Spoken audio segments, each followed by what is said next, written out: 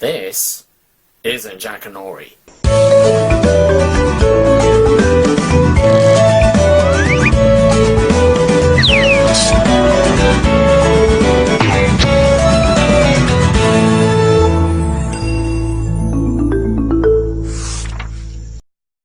Trixie and Spike Go Down the Hole by Mythful Moth. Spike studied a grid of old rotten wooden boards, standing amid a pitch of crimson weeds, stroking his scaly chin thoughtfully. A sign next to the boards read, "Old abandoned well. Caution. Falling danger. Fall should not play near well." Spike, of course, was not stupid.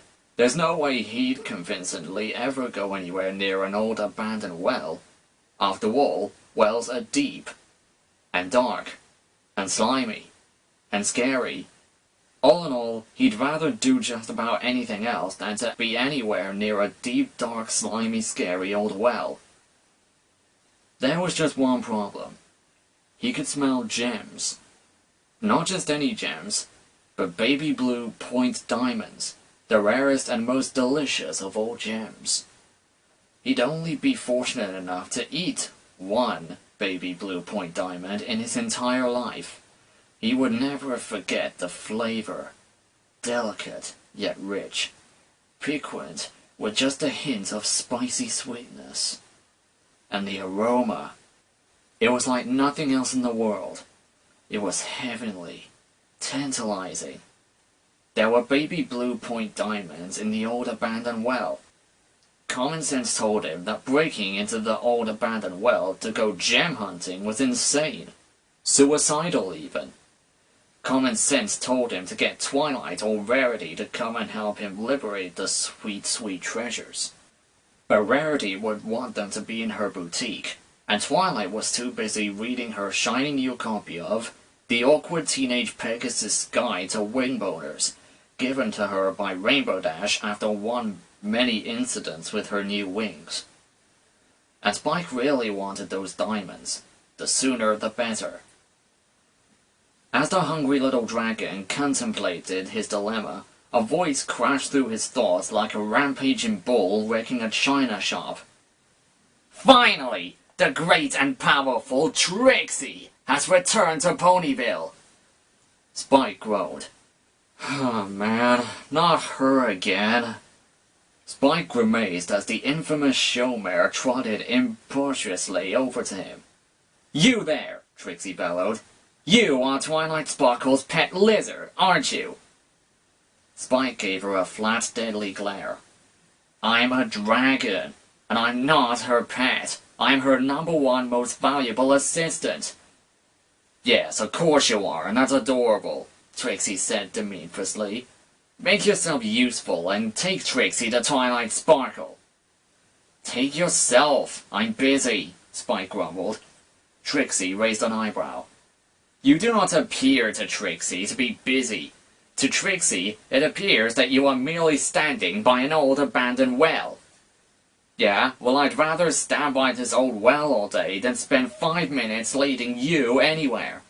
Besides, why do you even need a guide? You know where the library is."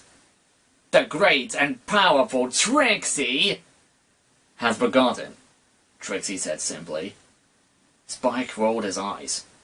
"So go and ask for directions." Trixie sat down on the ground beside him. "Trixie knows you live with Twilight Sparkle," she said. "Trixie believes that you'll likely go home eventually, probably before dark. That, or Twilight Sparkle will come looking for you. Therefore, Twilight will sit here and wait. When you go home, Trixie will follow you." Spike stared at her with half-lidded eyes. "Seriously?" "The great and powerful Trixie is always serious." Spike sighed. "Well, this certainly should..." "Hold on a second." Spike studied Trixie, peering at her horn. Her incompetent, mind-bogglingly worthless horn, incapable of performing even a fraction of the magnificent magical feats Twilight Sparkle was capable of. But she was still a unicorn. And even the most incensed unicorns could do at least one spell, right? And it was just so happened to be exactly the spell he needed. But could he really trust such an important mission to the pathetic and useless Trixie? After 5 full minutes of silent indecision, Spike realized that he didn't have a choice. He cleared his throat. "Alright, I'll take you to see Twilight, if you help me with something very important." Trixie tilted her head curiously at him. "And what is this important task you would have Trixie perform? Do you wish to rival dragon slaying? Are you seeking a valuable artifact? Has Twilight Sparkle entrusted you the fate of Equestria in your own tiny paws?" She stood up, trotting in a circle around him, head racing improvisedly. "There is no task so great that is beyond the mythical might of the great and powerful Trixie!" "I just need you to dig up some diamonds from the bottom of this well," Spike said. Trixie's eyes lit up. "Diamonds?" "Yeah, you don't get the diamonds." Trixie threw back her head and sniffed indignantly.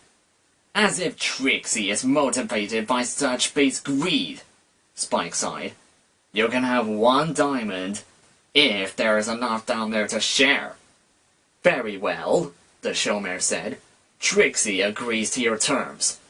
She tilted her head. "But how can you be so certain that there are even diamonds in this well?" "I can smell them," Spike said, a bit of drool escaping his lips as his mouth watered. Trixie raised an eyebrow at him. "You are very strange," she informed the young dragon.